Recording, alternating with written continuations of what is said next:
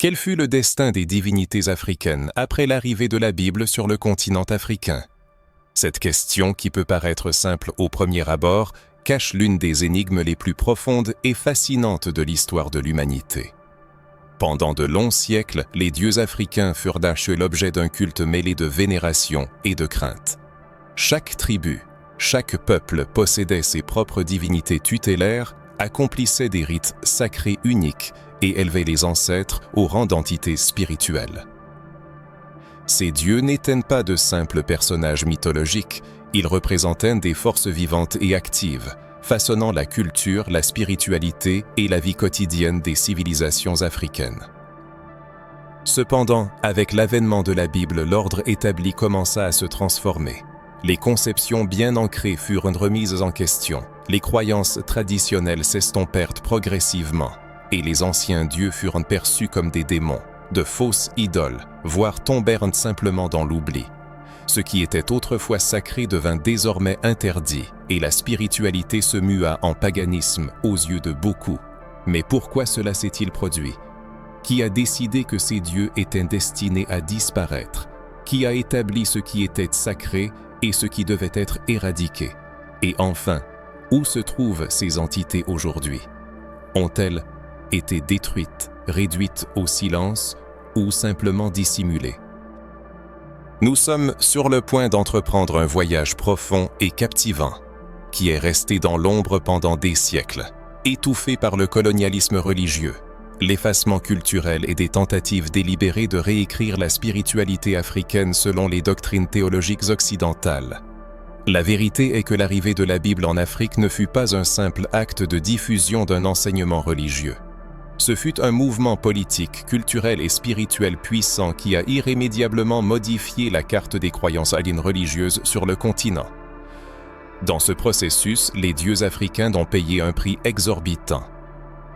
Beaucoup d'entre eux furent démonisés, c'est-à-dire en fait requalifiés en démons dans le cadre des débats théologiques. Les orishas, les vodouns et d'autres divinités furent considérés comme une menace directe au salut de l'âme.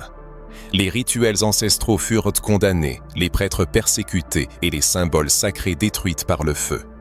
D'autres dieux, au contraire, furent secrètement intégrés aux traditions chrétiennes, donnant naissance à un syncrétisme religieux. Saviez-vous que de nombreuses saintes vénérées en Afrique et dans les Amériques portent en eux les traits, les pouvoirs et même les archétypes de ces anciens dieux? Par ailleurs, il existe des divinités qui furent entièrement effacées de l'histoire. Leur mémoire fut gommée de la terre et de l'esprit des gens.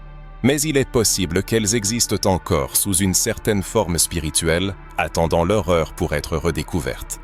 Le but de cette exploration n'est pas d'opposer les religions, mais de révéler des vérités cachées, de stimuler la réflexion et de restaurer la dignité spirituelle d'un peuple dont la foi a été volée, déformée et stigmatisée pendant des siècles. Ainsi, cette exploration va bien au-delà de la religion en tant que telle.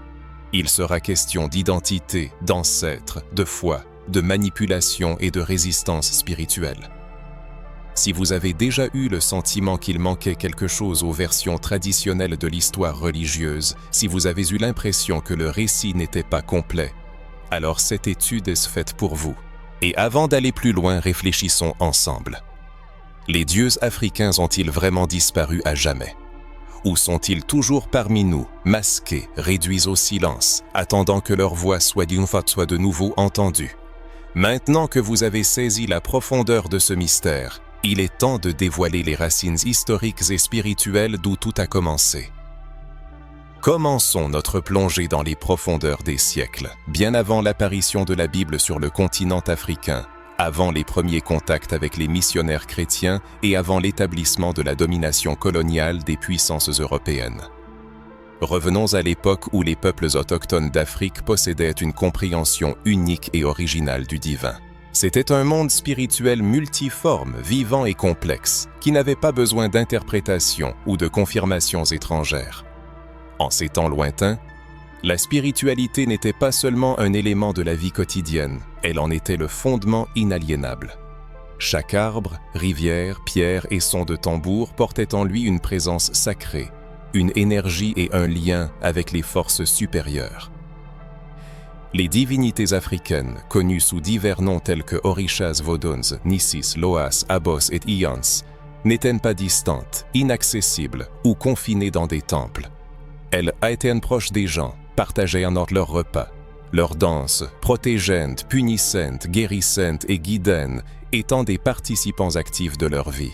Il est important de noter que ces relations spirituelles étaient communautaires, dynamiques et transmises de génération en génération par le biais de traditions orales, de l'art de la danse, de la musique et des rites rituels. Chaque ethnie africaine avait développé un système ramifié de croyances et de pratiques spirituelles qui non seulement expliquaient l'ordre du monde, mais aussi maintenaient l'ordre social, la justice et l'harmonie. Une importance capitale était accordée à la vénération des esprits des ancêtres. On croyait que ceux qui étaient décédés ne disparaissaient pas sans laisser de traces, mais continuaient à être présents de manière invisible aux côtés des vivants, les guidant sur leur chemin de vie. Avant de prendre des décisions importantes, il était coutume de demander conseil aux ancêtres. Cela se manifestait par le culte des Egungun, un profond respect envers les aînés et l'utilisation d'oracles pour interpréter les signes du monde spirituel. Cependant, ce système de valeurs bien établi fut menacé par l'apparition d'un objet apparemment simple, mais qui allait tout changer radicalement, la Bible. Il ne s'agit pas ici de la Bible elle-même comme incarnation du mal, mais de la manière dont elle fut introduite dans la société africaine et comment cela s'est entrelacé avec les processus de domination, de colonisation et d'assimilation culturelle. La spiritualité biblique dans ce contexte fut présentée non pas comme une voie alternative, mais comme une imposition catégorique, souvent mise en œuvre par des méthodes violentes et présentée comme l'unique vérité. Les premières missions catholiques et protestantes, agissant sous l'égide des empires européens, dont les intérêts s'étendaient bien au-delà du salut des âmes, furent les premiers vecteurs de la Bible. Elles visaient la conquête de territoires, de ressources naturelles et de main-d'œuvre bon marché, et virent dans la religion un instrument efficace pour la soumission, tant physique que spirituelle. La Bible, traduite dans les langues locales, s'accompagnait de règles strictes, de dogmes, de restrictions et de punitions sévères. Tout ce qui ne correspondait pas au canon chrétien était déclaré sorcellerie, hérésie ou idolâtrie. Imaginez ce que cela signifiait pour les populations autochtones. Un monde spirituel entier, riche et enraciné depuis des millénaires, fut soudainement déclaré illégal, démoniaque et impur. Les anciens prêtres furent persécutés, les sanctuaires détruits et les symboles sacrés livrés aux flammes. Ce ne fut pas seulement une oppression spirituelle, mais une reprogrammation de la conscience menée sur plusieurs générations qui amena les gens à considérer leurs croyances ancestrales avec honte, peur et mépris. Le plus cruel fut que cette expansion religieuse fut enveloppée d'un voile de salut. Le message était à peu près le suivant. Oubliez vos dieux, vos rituels et vos ancêtres, ce n'est qu'alors que vous serez sauvés. Beaucoup de gens, poussés par la peur des tourments infernaux, la force des armes ou la faim, acceptèrent ces conditions. Progressivement, les divinités africaines furent reléguées dans l'ombre, dans les profondeurs de l'histoire, comme si elles n'avaient jamais existé. Malgré les tentatives d'éradication, le souvenir des anciens dieux et des entités spirituelles ancestrales d'Afrique n'a pas disparu sans laisser de traces. Il a survécu dans des champs secrets, des symboles sur le sol de terre battue, des danses au cœur des forêts et des noms donnés aux enfants. Cette mémoire s'est manifestée dans le syncrétisme religieux, où des saints chrétiens, pour survivre, se sont revêtus des attributs des dieux africains, se cachant ainsi du regard des oppresseurs. L'arrivée de la Bible en Afrique est indissociablement liée au colonialisme. Les écoles enseignaient la Bible, ignorant l'histoire locale. Les missionnaires venaient avec des croix et des drapeaux, encourageant les prières chrétiennes et interdisant les chants ancestraux. Il était affirmé que les Africains n'avaient pas d'âme et qu'il fallait les sauver par tous les moyens.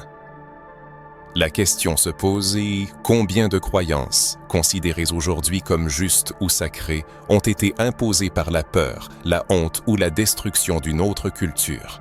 La foi est-elle le résultat d'un choix ou d'une contrainte? L'histoire s'entrelace avec la politique car la perte des dieux mène à la perte d'identité. ce qui facilite la domination d'un peuple, de sa terre, de ses corps et de ses pensées. Ce processus a touché des millions d'Africains et leurs descendants à travers le monde, effaçant la conscience spirituelle du continent. Ressentez-vous le poids de cette vérité? Voyez-vous comment cette rupture spirituelle affecte les générations? Combien de fois quelque chose est-il qualifié de « œuvre du diable ». Beaucoup craignent d'entrer dans un terreau, mais fréquentent l'Église sans réfléchir aux origines de ce qui est prêché.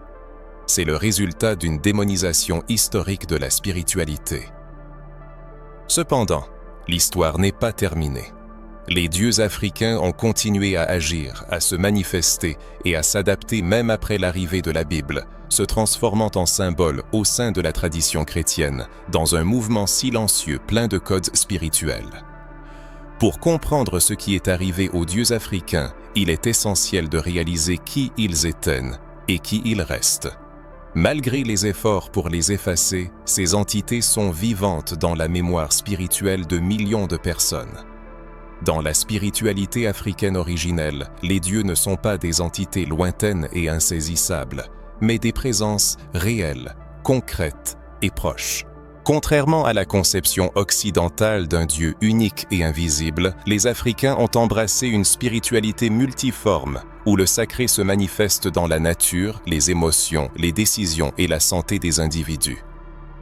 Dans la vision du monde des peuples africains, les divinités n'étaient pas de simples concepts abstraits, mais une réalité palpable, semblable à l'air. Elles habitaient les rivières, les vents, les arbres, le tonnerre, le feu, les récoltes et même les corps des initiés. Les orishas, les entités spirituelles les plus connues de la tradition yoruba, occupaient une place particulière. Chaque orisha incarnait à la fois une force de la nature et un principe spirituel.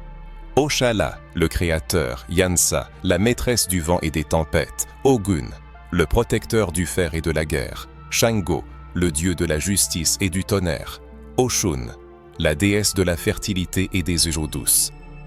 Cependant, ce ne sont pas de simples beaux mythes, ils reflètent des aspects profonds de la vie et de l'âme humaine. En vénérant leur orisha, les Africains cherchaient à développer en eux le principe divin. Dans l'ancien Dahomey, sur le territoire des actuels Bénin et Togo, les Vodouns étaient vénérés. Semblables aux orishas chez les Yoruba, les Vodouns étaient des intermédiaires entre le Dieu suprême et les humains, des esprits des eaux, du tonnerre, de la foudre, de la chasse et de la terre. Le système spirituel du peuple Fon était aussi complexe et profond que n'importe quelle religion institutionnalisée. Cependant, leurs croyances n'étaient pas transmises par des dogmes écrits, mais par la tradition orale, les rites, la musique, les pratiques corporelles et une coexistence harmonieuse avec le monde invisible. Dans les traditions du Congo et de l'Angola, il existait les Nkisi, des manifestations divines ou, selon les chercheurs, des forces spirituelles habitant les éléments naturels. Les Nkisi servaient de pont entre les mondes visibles et invisibles. Il est remarquable que malgré la diversité des noms de ces entités dans les différentes cultures africaines, le principe fondamental restait inchangé. Il existait une conscience spirituelle qui gouvernait l'existence et se manifestait sous diverses formes, adaptées à la réalité de chaque peuple. Avant l'arrivée du christianisme, ces dieux étaient vénérés avec fierté, sans séparer le spirituel du quotidien. Les rituels n'étaient pas de simples formalités, mais des codes de connexion avec le sacré. La journée commençait par saluer son orisha protecteur, offrir de la nourriture, allumer une bougie et entonner des chants. Pendant les cérémonies, les initiés entraient en transe, permettant aux dieux de prendre possession de leur corps pour communiquer directement avec la communauté. Ces moments étaient considérés comme extrêmement importants, tant sur le plan spirituel que social. C'était le moment où les dieux parlaient, donnaient des conseils, corrigeaient les erreurs et mettaient en garde contre les dangers. La communauté écoutait attentivement, réglait les litiges, prenait des décisions, diagnostiquait les maladies spirituelles et physiques. Les mondes des dieux et des hommes étaient en parfaite symbiose. Ces relations étroites et respectueuses entre les Africains et leurs dieux ont créé une base spirituelle solide pendant des millénaires. La spiritualité ne nécessitait pas de temples luxueux, d'écritures obligatoires ou de dogmes fixes. Elle était vécue, ressentie dans la peau, dans le corps, dans le sang, au rythme du tambour qui faisait vibrer l'esprit. C'était une spiritualité empirique, pas seulement un concept intellectuel. C'est précisément ce qui inquiétait de nombreux empires et religions venus plus tard. Une foi qui n'avait pas besoin d'une autorité centrale pour confirmer son existence. En Afrique, les leaders spirituels recevaient leurs connaissances directement, en appréhendant les éléments naturels et l'héritage spirituel du peuple. Ce processus de transmission était incontrôlable, ce qui déplaisait aux colonisateurs qui cherchaient à saper l'autorité des divinités locales. Les orishas, Vodun, Nkisi et autres divinités africaines, initialement destinées à protéger, guérir et maintenir l'harmonie, furent déclarés esprits maléfiques et démons. Il est important de comprendre que les Africains n'ont jamais été polythéistes au sens péjoratif du terme. Ils croyaient en un Dieu créateur suprême, connu sous les noms d'Olodumare, Maoulissa, Zambi Mpungu et d'autres. Cependant, ce Dieu était considéré comme trop élevé pour intervenir dans les affaires quotidiennes des humains, c'est pourquoi il agissait par l'intermédiaire de messagers spirituels, les orishas, les Vodun et les Nkisi. Cela rappelle la tradition chrétienne avec ses anges, ses saints et ses prophètes.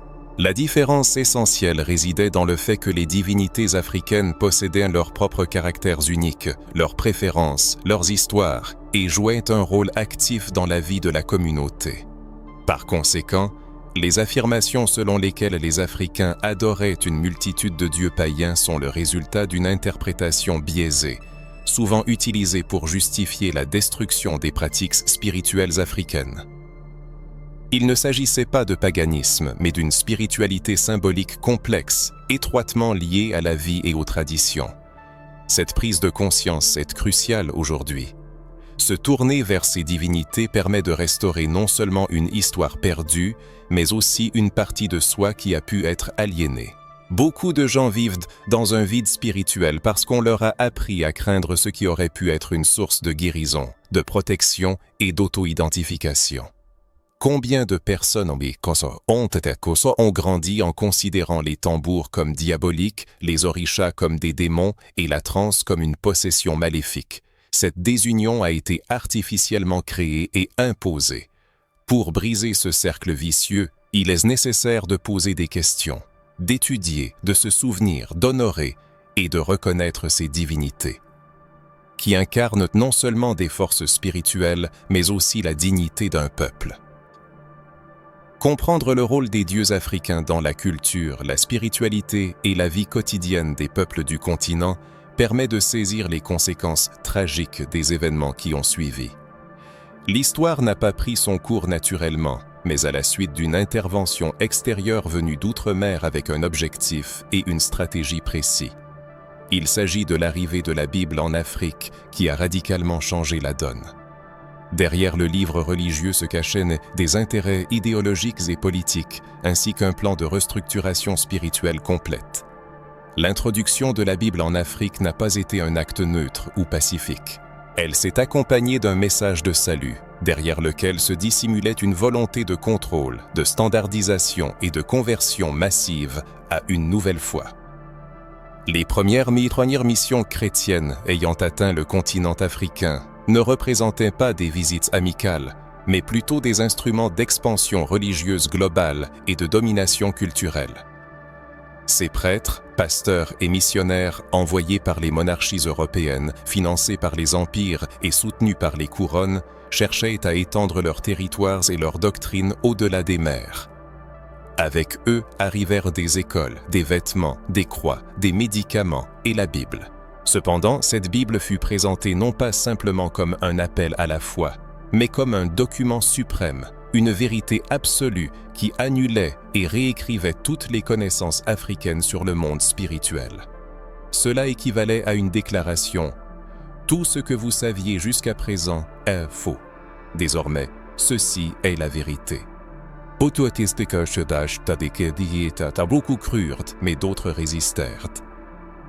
L'une des étapes significatives de cette transformation fut la traduction de la Bible dans les langues africaines, ce qui constitue une profonde ironie. La traduction de la Bible en Kimbundu, Yoruba, Fon et Swahili semblait à première vue un acte de reconnaissance et de respect envers la culture locale. Cependant, en pratique, cela servait un autre objectif. La langue fut préservée, mais son contenu fut utilisé pour remplacer la vision spirituelle de ces peuples. Le langage de la sacralité africaine fut employé pour prêcher un nouveau Dieu, de nouvelles règles et un ciel qu'il fallait désormais conquérir par l'obéissance, le sacrifice et le renoncement aux croyances antérieures. Peut-être la prise de conscience la plus douloureuse est-elle que la Bible, utilisée en dehors de son contexte originel et interprétée à des fins politiques, est devenue un instrument d'oppression. Les Africains ont commencé à entendre, à lire et à mémoriser des versets condamnant les idoles, les faux esprits, les sorciers et les sacrifices. Sans s'en rendre compte, on leur apprenait à haïr leur propre héritage spirituel. La démonisation ne venait pas seulement de l'extérieur, mais fut également implantée dans leur conscience. Verset après verset, des dieux tels que Shango, Zango, Akosi, Yemanja, Nzambi et bien d'autres furent associés à des démons, des entités maléfiques et des forces du mal. Cela eut des conséquences dévastatrices. L'arrivée de la Bible sur le continent africain ne représentait pas un simple changement de foi, mais plutôt une réorganisation de la pensée spirituelle. Pendant des millénaires, les peuples avaient vécu avec une compréhension de l'existence basée sur les ancêtres, les éléments de la nature et leurs relations avec les dieux. Soudain, quelqu'un arrive et affirme que tout cela est faux, pécheur et maudit, et qu'il n'y a qu'une seule bonne façon de vivre, en suivant un seul livre, une seule doctrine et une seule vérité. Ce n'était pas une conversion, mais un effondrement d'identité. Cet effondrement spirituel s'accompagna de profonds changements culturels. Les noms africains furent remplacés par des noms bibliques. Les fêtes traditionnelles furent interdites. Les rites de passage, de guérison et de fertilité furent classifiés comme de la sorcellerie. La musique ancestrale fut qualifiée de sauvage, les tambours considérés comme des instruments démoniaques et les danses sacrées devinrent un péché. Le corps, autrefois considéré comme un temple de connexion spirituelle, devint une source de tentation et de honte. Tout fut transformé, ou plutôt remplacé. Ce processus fut mis en œuvre avec une douceur stratégique plutôt que par la violence directe. Bien que cette dernière ait également eu lieu, l'arme principale fut la transformation interne de l'esprit et de l'âme. C'est là que se déroula la véritable guerre. La guerre pour l'âme africaine. Une guerre silencieuse mais dévastatrice, où la victoire se mesurait au nombre de personnes qui abandonnaient leurs orishas, Nkisi et Vodouns pour s'agenouiller devant l'autel chrétien, souvent sans même comprendre ce à quoi elles renonçaient en retour. Depuis l'apparition de la Bible sur le continent africain, avec le soutien des missionnaires européens, une nouvelle ère spirituelle a commencé, marquée non pas par la liberté, mais par l'effacement de l'identité. L'une des manifestations les plus tragiques de ce processus fut la démonisation systématique des divinités africaines, qui fut menée cruellement, insidieusement, mais avec un impact irréversible sur ceux qui perdaient le lien avec leurs racines. La destruction des dieux africains ne s'est pas faite par les armes, mais par les mots, les interprétations et les doctrines imposées par des siècles de prédications incessantes. Il est important de souligner que le but de ce récit n'est pas d'attaquer la Bible ou la foi chrétienne. Le problème réside dans l'utilisation d'un texte sacré comme instrument de pouvoir, moyen de contrôle et de substitution culturelle. Lorsque la foi devient un outil pour éradiquer une autre foi, cela entraîne de graves conséquences, surtout si cela se produit au nom d'un Dieu d'amour. Ce qui aurait pu être un échange et un dialogue spirituel s'est transformé en un projet de domination spirituelle. Les premières missions chrétiennes, arrivées sur le continent sous le couvert de la charité et du salut, portaient un message caché. Renoncez à votre essence, sinon vous serez maudits. Cette menace, prononcée avec un sourire et enrobée de mots doux, a profondément pénétré le cœur des gens. La peur de l'enfer, des tourments éternels et de la colère divine fut implantée, cultivée et utilisée pour remplacer les anciennes croyances par une doctrine nouvelle et exclusive. Et cela résonne encore dans le monde moderne. L'association, qui semble aujourd'hui naturelle, fut délibérément forgée. Elle fut enseignée, programmée, reproduite et continue d'être transmise de génération en génération. La destruction spirituelle du peuple africain n'était pas un événement fortuit, mais faisait partie d'un plan méticuleusement élaboré, qui commença avec l'arrivée de la Bible et se poursuit encore aujourd'hui. Comprendre comment la Bible fut utilisée en Afrique ne signifie pas nier la foi de quiconque, mais vise à restaurer la vérité, à ouvrir les yeux et à trouver le courage d'admettre que tout ce qui nous a été enseigné n'est pas une vérité absolue. Imaginez un peuple lié depuis des siècles à ses orishas, Vodun et Ankisi, comme des enfants à leurs parents. Imaginez des communautés se tournant vers leur divinité pour obtenir des conseils sur la vie, la guérison, la prise de décision, le renforcement de la terre et la nourriture de l'âme. Et maintenant, imaginez que ces entités soient soudainement déclarées démons, esprits impurs, forces du mal et serviteurs de Satan. Qu'advient-il de ces gens? Qu'advient-il de leur conscience spirituelle? La réponse est simple et triste. Ils commencent à douter de leur foi, puis à se haïr. Le lien entre les dieux africains et les démons chrétiens n'était pas une interprétation accidentelle, mais une stratégie théologique planifiée, fondée sur la peur, l'ignorance et l'arrogance spirituelle de ceux qui se considéraient comme les détenteurs de la seule vérité. Les missionnaires et les théologiens, formés dans une perspective eurocentrique, utilisaient des textes bibliques hors contexte pour créer une représentation déformée de la spiritualité africaine. Des phrases telles que « Tu n'auras pas d'autre Dieu devant ma face », les idoles. Des Ozen des nations sont des démons, et « ne vous tournez pas vers la sorcellerie », furent utilisés comme outils pour discréditer toute manifestation spirituelle non chrétienne. Les attaques ne se limitaient pas aux rites et rituels. Les divinités elles-mêmes en étaient la cible principale. Shango, incarnation du tonnerre et de la justice, fut représentée comme l'incarnation de la fureur démoniaque. Yansan, maîtresse des vents et du changement, apparut sous les traits d'un esprit sournois et dangereux. Ogun, dieu de la guerre et de la forge, se transforma en symbole de violence satanique. Mais c'est Eshu, le messager des dieux, le gardien des carrefours, celui qui ouvre et ferme les portes du destin, qui souffrit le plus. Son image fut grossièrement déformée. Il fut identifié au diable chrétien, ce qui constitua la plus grande injustice spirituelle de l'histoire de l'Afrique. Et ce n'était pas un hasard. Eshu incarnait ce que l'élite dirigeante détestait: la liberté de penser, la connexion directe avec le divin, le changement, l'insoumission, l'intelligence stratégique. Pour un système cherchant le contrôle total, Eshu représentait une menace. Il devait être immédiatement et définitivement discrédité. Ce qui arriva. Encore aujourd'hui, beaucoup de gens, ignorant la véritable essence d'Eshu, frissonnent à l'évocation de son nom, convaincus de son lien avec le diable. Mais c'est un mensonge théologique, une arme spirituelle. De telles stratégies étaient non seulement religieuses, mais aussi psychologiques. La diabolisation s'opérait au niveau émotionnel, touchant les peurs profondes des gens. L'idée était simple: si vous continuez à adorer ces dieux, l'enfer vous attend. C'était un verdict. Qui voudrait risquer son salut? Qui voudrait brûler dans les flammes éternelles pour communiquer avec des entités qui avaient protégé sa famille, son village, son peuple pendant des siècles?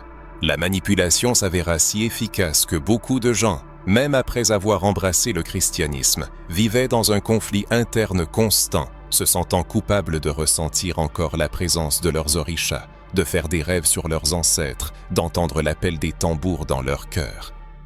Comme si la nouvelle religion disait « Vous serez sauvés seulement si vous oubliez qui vous êtes ». Pour beaucoup, ce fut une perdition spirituelle. Les images visuelles jouèrent également leur rôle dans ce processus. Alors que les saints chrétiens étaient représentés en robes blanches, avec des auréoles et des visages sereins, les dieux africains, s'ils étaient représentés, les teintes avec des visages déformés, avec des tridents, des cornes, dans des tons sombres, entourés de feu et de chaos. Cette esthétique solidement implantée dans les églises, les gravures, les sermons, les films et la musique ancra dans la conscience collective l'image du monde spirituel africain comme sombre, maléfique et dangereux.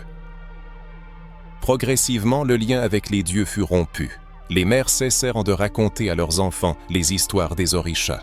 Les pères cessèrent de leur enseigner les chants. Les grands-parents cachaient leurs amulettes. Les terreiros, lieux de culte, furent marginalisés, tant physiquement que symboliquement. Ce qui était autrefois une fierté devint une source de honte. C'est cela la diabolisation. Ce n'est pas de la spiritualité. C'est une oppression déguisée en foi. Tout cela est encore bien vivant aujourd'hui. Ce n'est pas simplement une évangélisation, mais une colonisation spirituelle continue. La diabolisation des dieux africains n'est pas seulement une erreur historique. C'est une blessure spirituelle non cicatrisée qui nécessite guérison. La guérison commence par la prise de conscience, le courage et la réunification. Personne n'a le droit de décider quelle spiritualité est digne et laquelle ne l'est pas. Cette conversation doit se poursuivre, car il reste encore beaucoup à dire sur les racines spirituelles de cette guerre religieuse silencieuse. Les dieux africains n'ont pas disparu. Beaucoup d'entre eux furent maquettement masqués, cachés et même absorbés par le christianisme lui-même, continuant de vivre malgré les interdictions.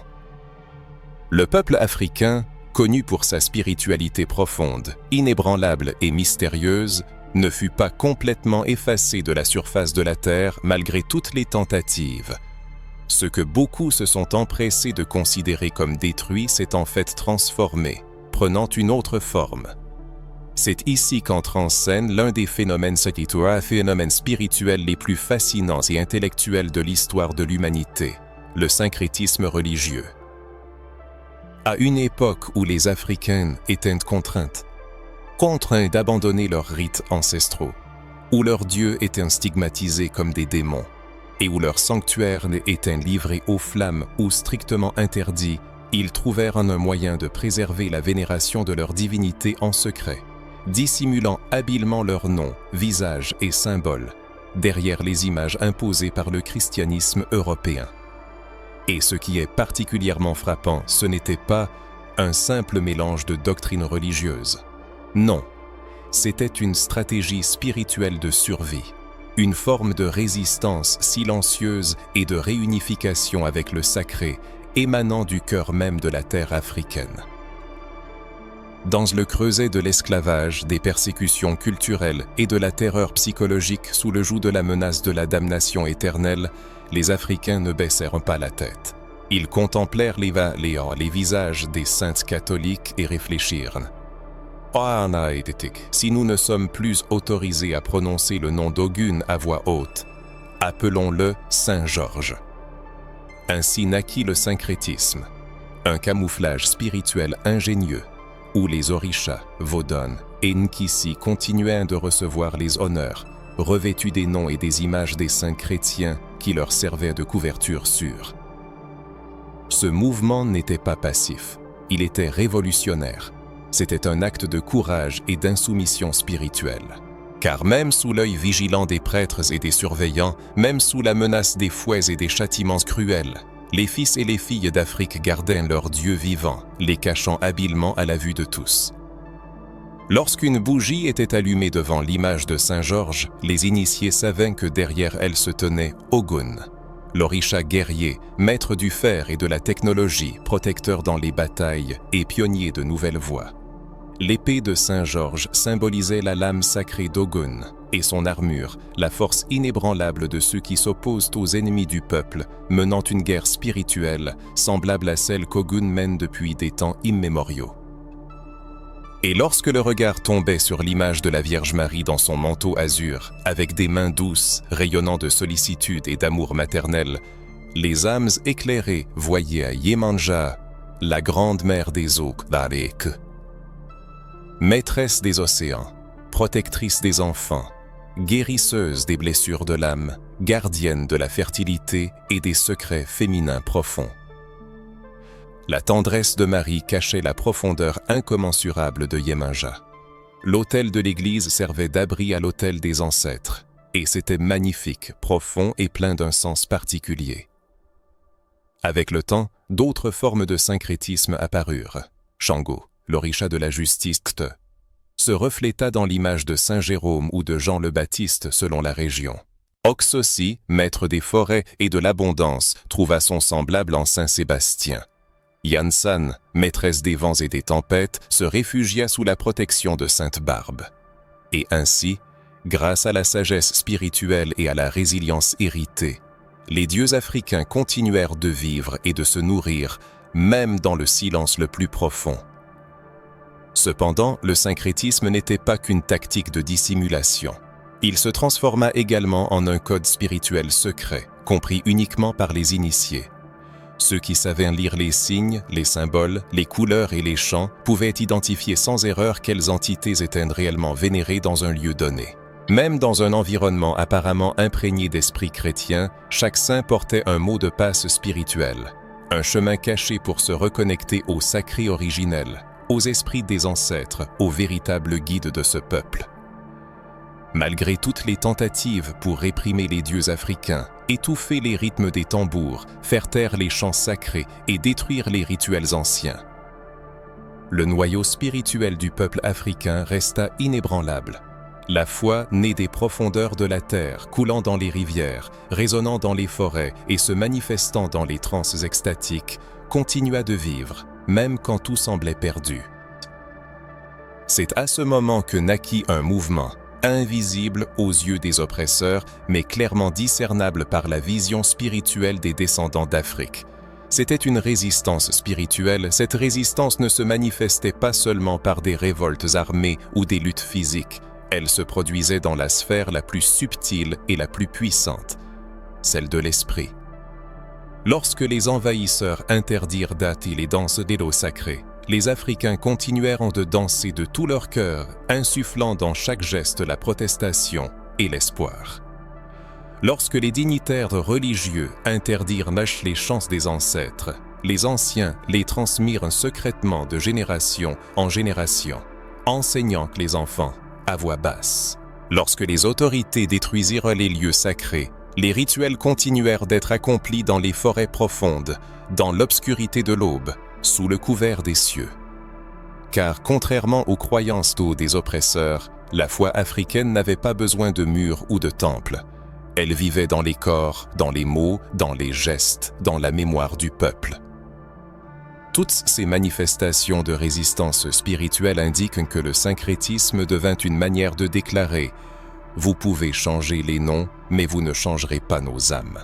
C'était un accord tacite entre le peuple et ses dieux, un pacte qui disait « Vous nous appellerez démons, mais nous continuerons d'invoquer nos forces, même si cela se fait à travers les images que vous nous avez données. » Ainsi, les divinités africaines s'adaptèrent aux nouvelles conditions.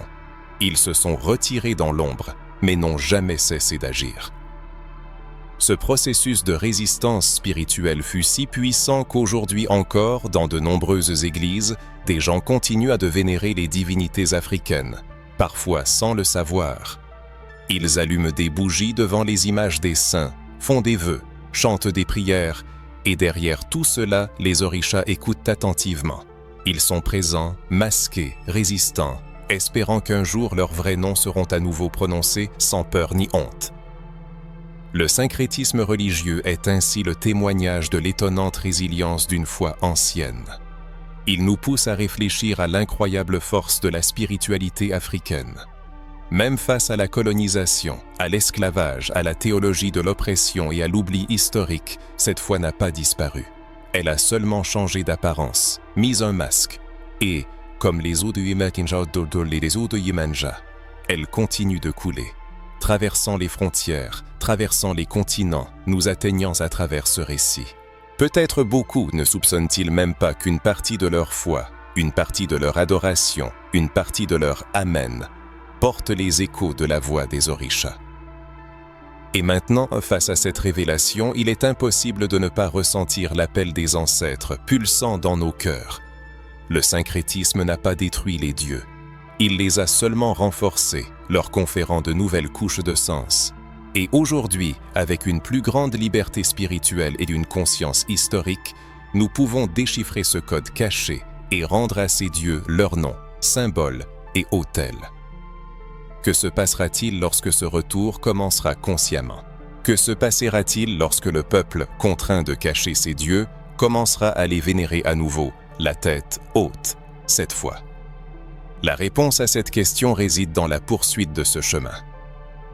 À l'époque de l'asservissement spirituel, lorsque les divinités africaines furent bannies des temples et vouées à l'oubli, les terreiros devinrent des bastions de foi, des refuges de guérison et des points d'union spirituelle.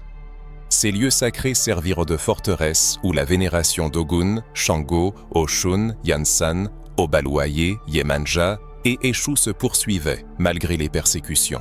Sous le couvert du secret, sous des noms déformés, ces dieux trouvaient réconfort dans les offrandes, les chants, les herbes, les prières et les danses, devenant des symboles de résistance à l'éradication spirituelle.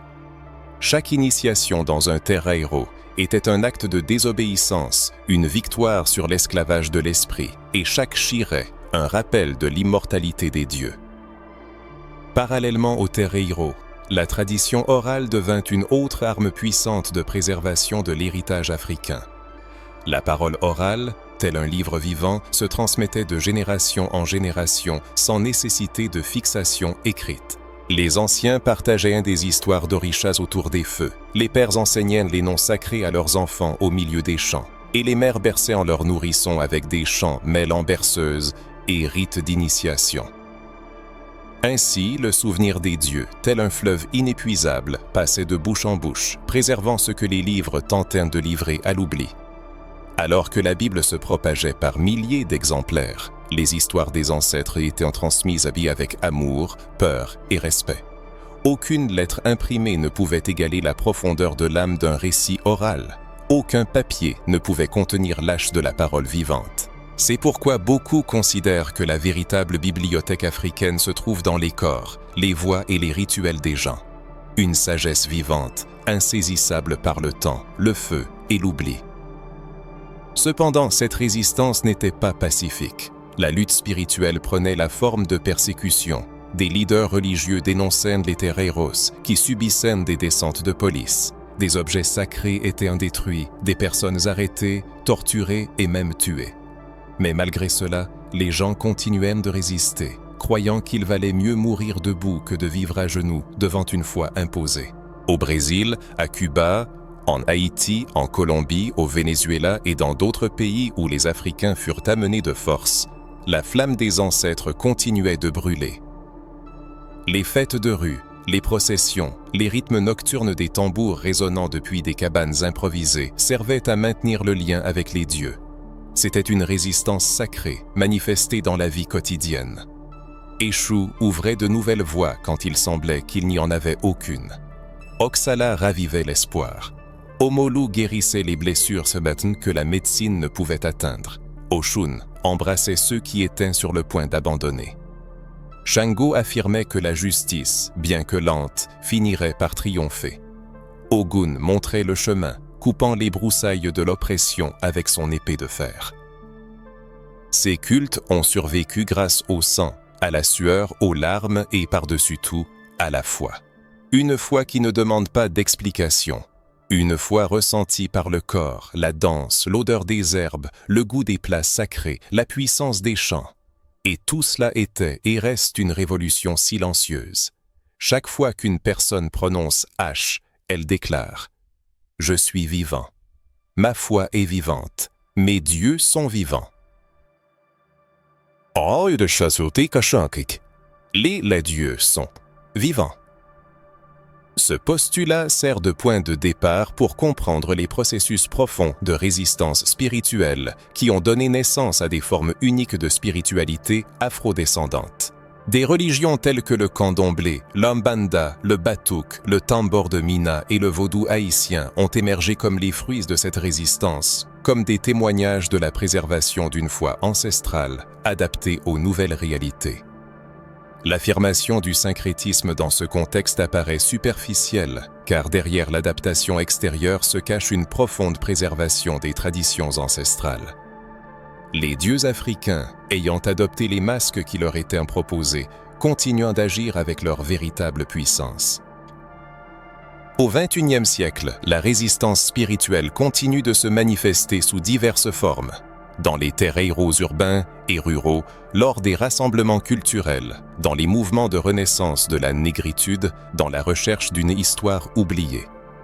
La jeunesse afro-descendante redécouvre ses ancêtres à travers l'art, la musique et la spiritualité, confirmant que la résistance ne s'arrête pas, mais change seulement de forme.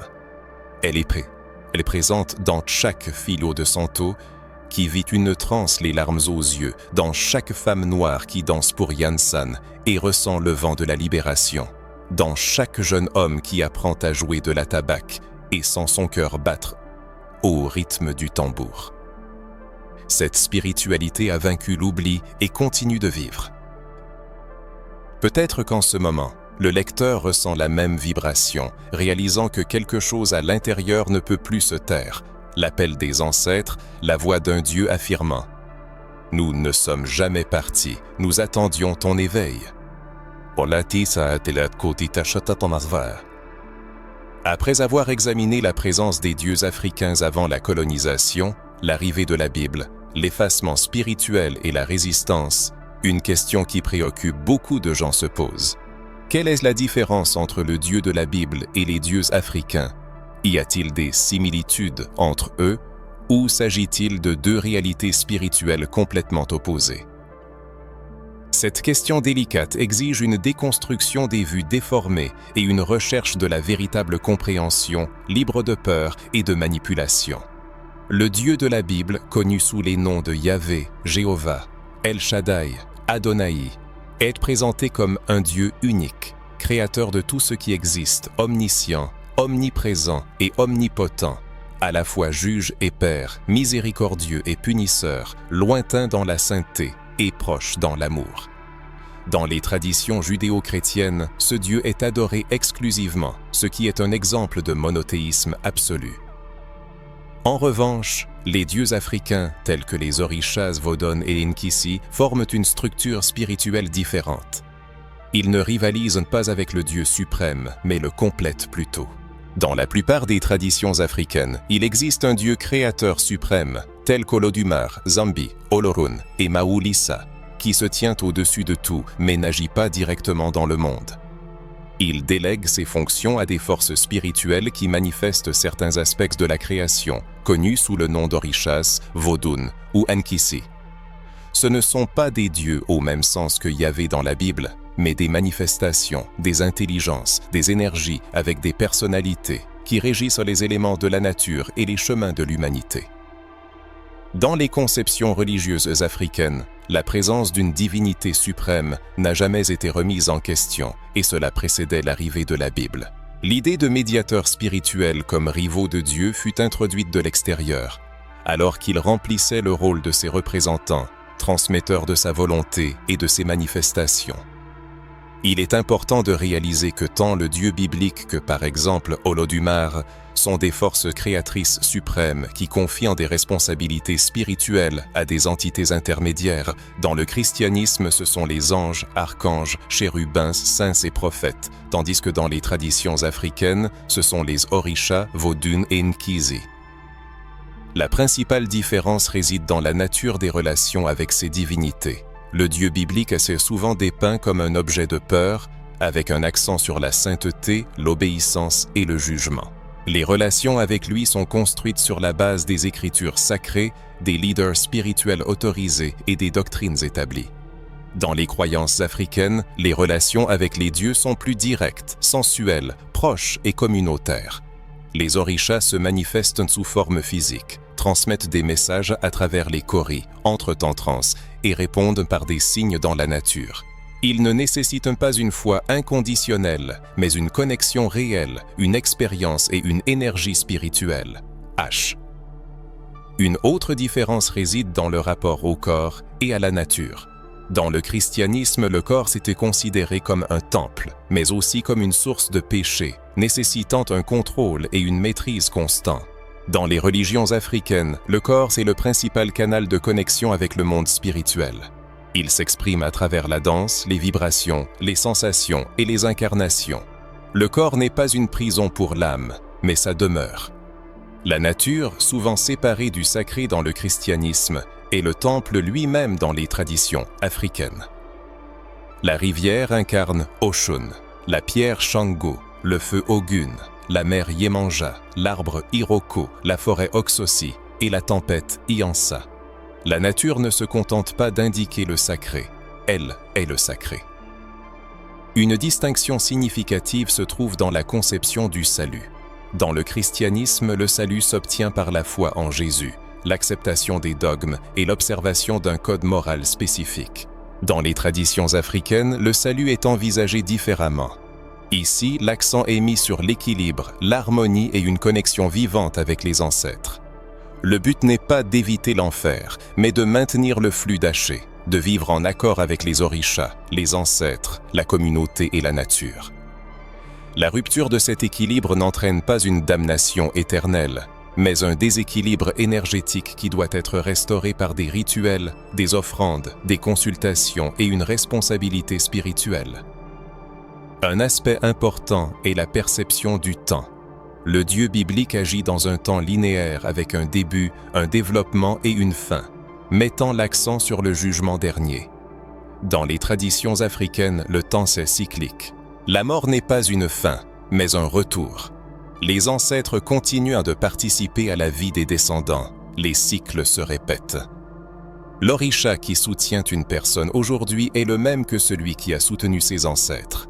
Cela crée une spiritualité plus vivante et holistique, où le passé, le présent et l'avenir s'entremêlent dans le moment présent.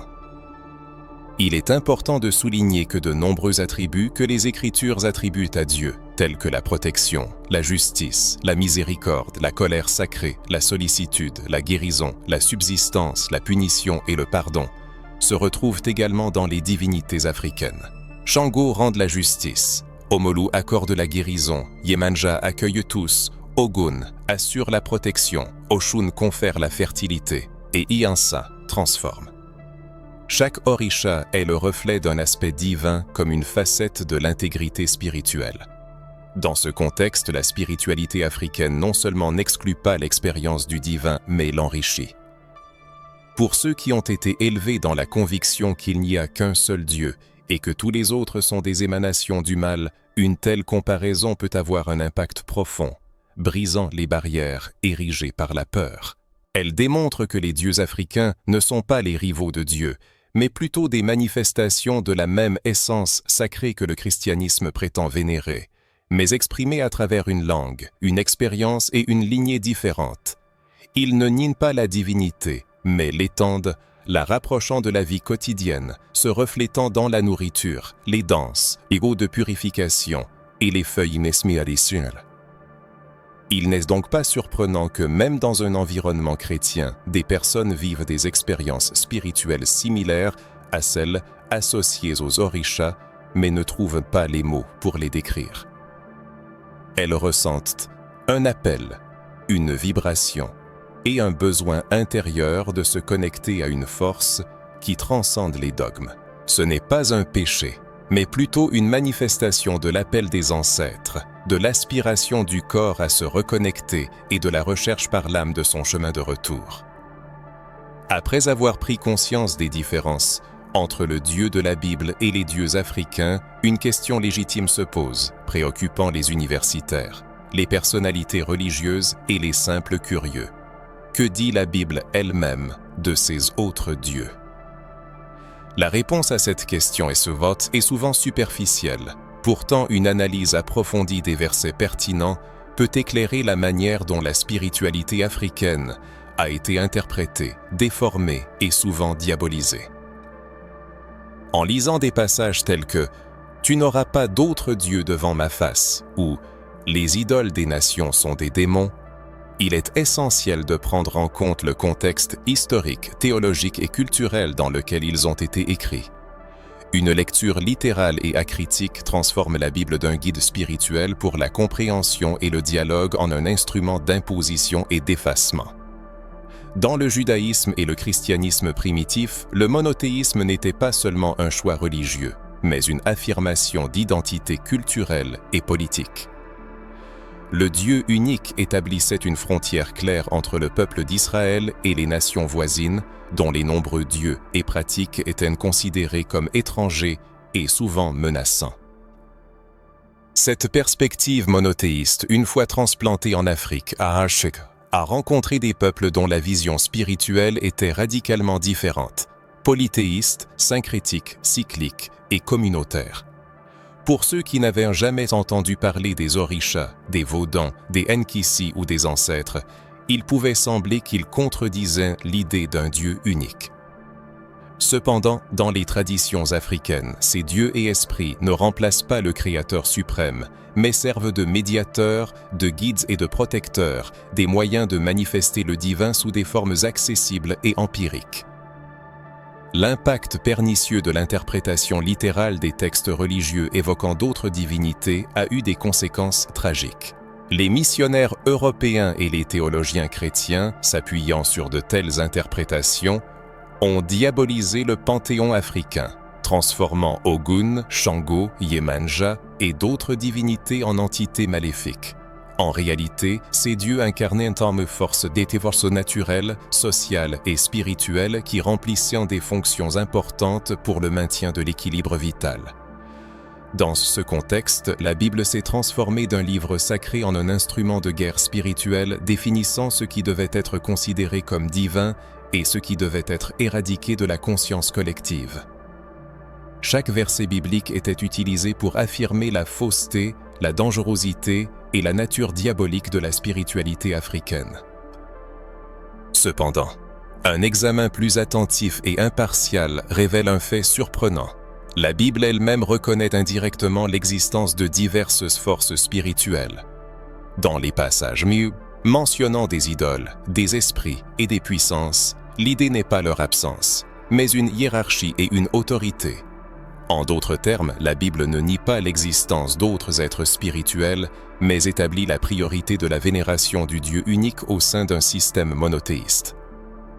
Cette approche diffère radicalement de la vision du monde africaine, où une multitude d'entités coexistent en harmonie, remplissant leurs fonctions sans pour autant diminuer l'autorité du Créateur suprême. C'est une différence clé. Le monothéisme se caractérise par la linéarité et l'exclusivité, tandis que la spiritualité africaine se distingue par l'interconnexion et l'inclusivité.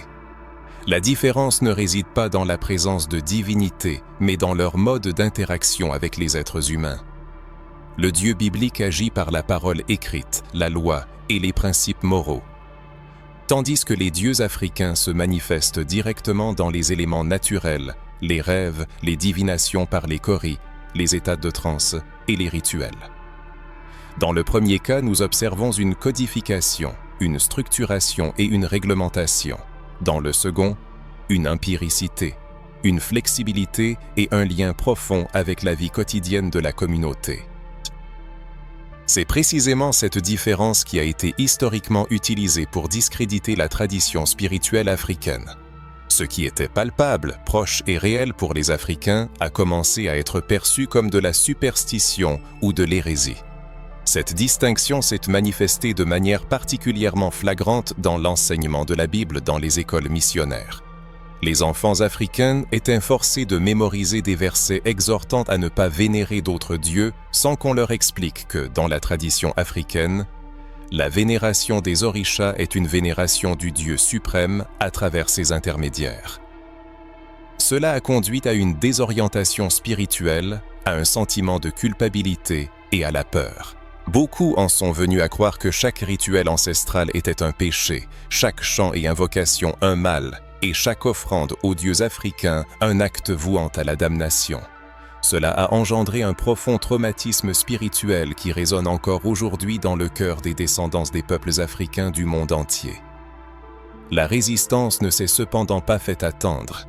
Les Africains et leurs descendants ont réinterprété les dogmes qui leur étaient imposés, créant des formes de syncrétisme et de dissimulation spirituelle. Ceux qui comprenaient la véritable nature de leurs dieux ont continué à les vénérer en secret, les associant aux saints et traditions chrétiennes, sans renoncer à leurs racines spirituelles. Ainsi, tandis que le monothéisme chrétien tentait de supprimer la multiplicité, la spiritualité africaine a trouvé des moyens de survivre, de se manifester et de transmettre aux générations futures et la connaissance qu'il n'y a pas de contradiction entre la vénération des ancêtres et la reconnaissance du Créateur suprême. Aborder la spiritualité africaine exige une compréhension profonde du contexte, surtout lorsqu'il s'agit de la perception des autres dieux au sein de la Bible. On ne peut pas réduire cela à une simple liste d'interdits spirituels en ignorant une histoire séculaire d'adaptation, de résistance et d'interprétation. Il est important de réaliser que chaque peuple entretient une relation unique avec le divin, et la spiritualité africaine constitue un système holistique de sagesse et de connexion. Ce système est capable de dialoguer avec les principes universels de la création, de la justice, de la protection et de l'harmonisation. Chaque orisha, vodun ou nkisi sert de canal d'énergie, maintenant l'équilibre vital, ce qui dépasse largement les notions de péché et de condamnation. La théologie monothéiste introduite en Afrique n'a pas réussi à anéantir les anciens dieux, mais a seulement transformé leurs manifestations. Ils sont passés dans l'ombre, agissant symboliquement et de manière masquée, souvent à travers les figures de saintes et les rituels acceptés par la société. Ce qui était autrefois manifeste est devenu caché, mais a conservé sa fonctionnalité. Cela témoigne de l'incroyable vitalité de la spiritualité africaine, de sa capacité à s'adapter, à résister et à rester fidèle à elle-même, malgré les tentatives de suppression. Ainsi, les mentions d'autres dieux dans la Bible ne doivent pas être considérées comme une négation de leur existence, mais comme l'imposition d'un modèle de foi différent, exclusif et hiérarchique. Pour ceux qui vivent dans le contexte de la spiritualité africaine, ces approches ne sont pas mutuellement exclusives, mais représentent différentes facettes d'une même réalité. La spiritualité africaine démontre que la multiplicité du divin peut coexister avec l'autorité du Créateur suprême, et que la foi n'a pas nécessairement besoin d'être exclusive pour être puissante. Après avoir exploré l'histoire de la pénétration de la Bible, de la diabolisation des divinités africaines, du syncrétisme religieux et de la résistance spirituelle, une question légitime se pose. Où sont ces dieux aujourd'hui? Beaucoup pourraient supposer qu'ils ont été oubliés, ensevelis sous le poids au bout de siècles d'oppression, d'effacement et d'interprétation déformées. La réalité est cependant bien plus complexe et intéressante. Les dieux africains n'ont pas disparu. Ils se sont adaptés, se sont camouflés et continuent de jouer leur rôle dans la vie de ceux qui préservent la mémoire de leurs ancêtres. Il est important de comprendre que la dissimulation ne signifie pas la cessation d'existence. Pendant les périodes de colonisation, d'esclavage et d'imposition religieuse, de nombreuses pratiques spirituelles ont été contraintes à la clandestinité dans les recoins des cours, dans des temples secrets, les forêts, les rivières et sur les côtes. C'est dans cet environnement que la foi africaine a continué à vivre, silencieusement, discrètement, mais puissamment, permettant aux dieux de se manifester même lorsque cela était interdit ou déformé. Ogun, Shango, Yemanja, Oshun, Iansin, Eshu et d'autres continuent d'être vénérés, non pas ouvertement, mais de manière stratégiquement masquée, souvent par syncrétisme avec des saints chrétiens. Chaque prière, chaque offrande, chaque chant, chaque battement de tambour sert de lien secret de résistance, maintenant une connexion vivante entre les personnes et les divinités. Les descendants africains ont pu adapter leurs rituels, préserver les fondements de leur foi et transmettre ces connaissances à travers la tradition orale et les tereiro, assurant la continuité de la spiritualité ancestrale. Dans le creuset de l'esclavage et de l'éradication culturelle, le lien spirituel des Africains avec leur Dieu n'a pas été brisé, mais seulement transformé. Les tereiro, Ces espaces sacrés sont devenus des oasis d'éclaircissement spirituel, des gardiens du patrimoine culturel et des bastions de résistance contre des siècles de tentatives d'oubli. Même lorsque les pratiques religieuses se mêlaient à des éléments chrétiens à des fins d'autoconservation, le noyau des traditions africaines est resté intact, démontrant que la survie spirituelle ne réside pas seulement dans la liberté physique, mais aussi dans la force inébranlable de la mémoire, de l'identité et du lien avec le divin. Aujourd'hui, ces divinités sont présentes dans le monde de manière bien plus tangible que beaucoup ne peuvent l'imaginer, s'immisçant même dans l'agitation urbaine et les contextes modernes. Les religions afro-brésiliennes, telles que le candomblé, l'umbanda, le batuque, le tambor de Mina et d'autres, témoignent vivamment que les dieux africains n'ont pas succombé. Ils continuent d'influencer la vie des gens, les guidant, les protégeant, les guérissant et inspirant ceux qui sont ouverts à cette connexion. Et ce n'est pas seulement une question de foi aveugle, mais une expérience vivante que l'on peut ressentir dans l'énergie des rituels, la force des initiations, la guérison de l'âme et du corps, et la transformation spirituelle de ceux qui s'engagent sur cette voie. Chaque cérémonie, chaque chant, chaque danse est une manifestation directe de la présence des dieux, prouvant que même après des siècles d'oppression, ils restent actifs, puissants et efficaces.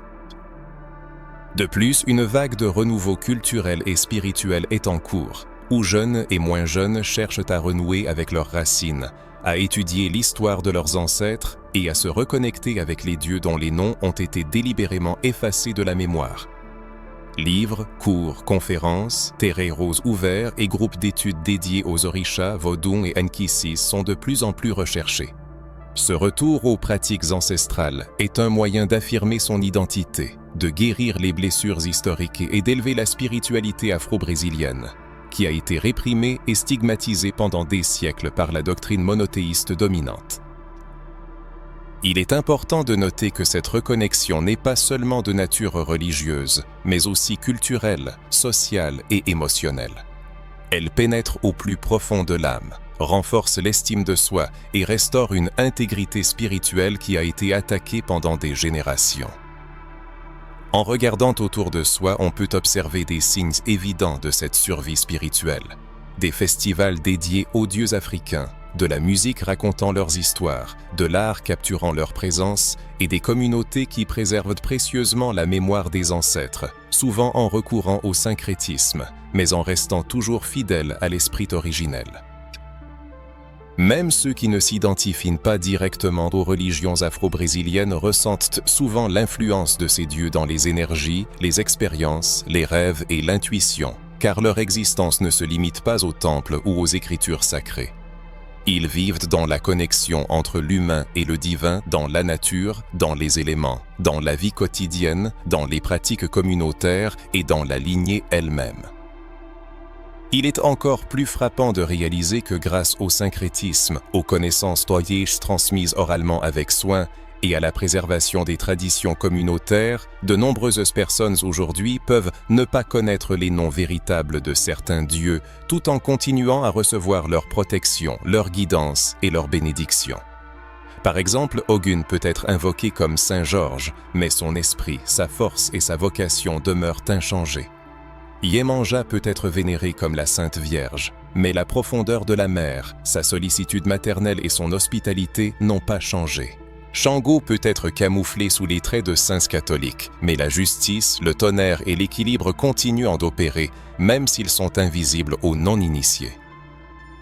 Pour ceux qui ne sont pas encore familiers avec ce sujet, il convient de noter que la spiritualité africaine fait preuve d'un dynamisme, d'une résilience et d'une capacité d'adaptation remarquable, ce qui la rend pratiquement inéradicable. La préservation du patrimoine culturel ne réside pas seulement dans la conservation minutieuse des rites anciens, mais aussi dans la reconnaissance, la renaissance et l'intégration des enseignements des divinités africaines à l'ère moderne. Il est important de comprendre que la spiritualité ancestrale n'a pas été vaincue par l'arrivée de la Bible, mais a subi une transformation, s'intégrant organiquement dans de nouvelles formes de culte et de connexion spirituelle. Ce processus garantit que les dieux continuent de vivre et de participer activement à la vie des gens. Cette réalité sert de rappel puissant que les dieux africains continuent d'exister, car leurs racines sont profondément ancrées dans l'essence même de la vie, dans la mémoire des ancêtres et dans l'expérience personnelle de chaque individu. C'est pourquoi ce sujet suscite aujourd'hui un intérêt si vif et de fortes émotions. La prise de conscience que les dieux africains restent présents même après des siècles de tentatives d'éradication et de suppression permet de comprendre que la spiritualité ne peut être détruite. Elle ne peut être que réinterprétée et adaptée à de nouvelles conditions. C'est non seulement une leçon historique cruciale, mais aussi une profonde révélation spirituelle, démontrant la force des ancêtres, la foi des descendants africains et la résistance culturelle inébranlable.